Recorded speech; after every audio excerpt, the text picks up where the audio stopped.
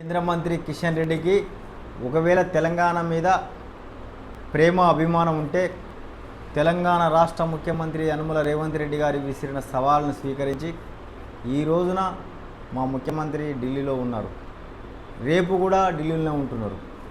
మీరు మీ కేంద్ర మంత్రి వర్గంతో, మీ ప్రధానితోని, మీ రైల్వే మంత్రి వైష్ణవ్తోని అందరితోని మా ముఖ్యమంత్రి గారికి అపాయింట్మెంట్ ఇప్పించి ఈ రాష్ట్రానికి రావాల్సిన నిధులను మీరు ఇచ్చే విధంగా, కేంద్రం ఇచ్చే విధంగా కృషి చేయాలి. ఇవాళ ఈ తెలంగాణ రాష్ట్రం నుంచి ₹1 తీసుకుంటే కేంద్రము 30 పైసలు 40 పైసలు ఇస్తుంది.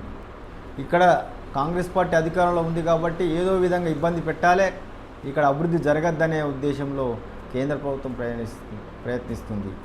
ఈ తెలంగాణ రాష్ట్ర ప్రజలు 8 ఎంపీ సీట్లు ఇస్తే ఇలా బీజేపీ ప్రభుత్వం అక్కడ కేంద్రంలో నిలబడ్డదనేది గుర్తు చేసుకోండి. ఎందుకంటే బోటాబోటీ మెజార్టీతోనే ఇవాళ 3వసారి ప్రధాని అయిండు మోడీ గారు.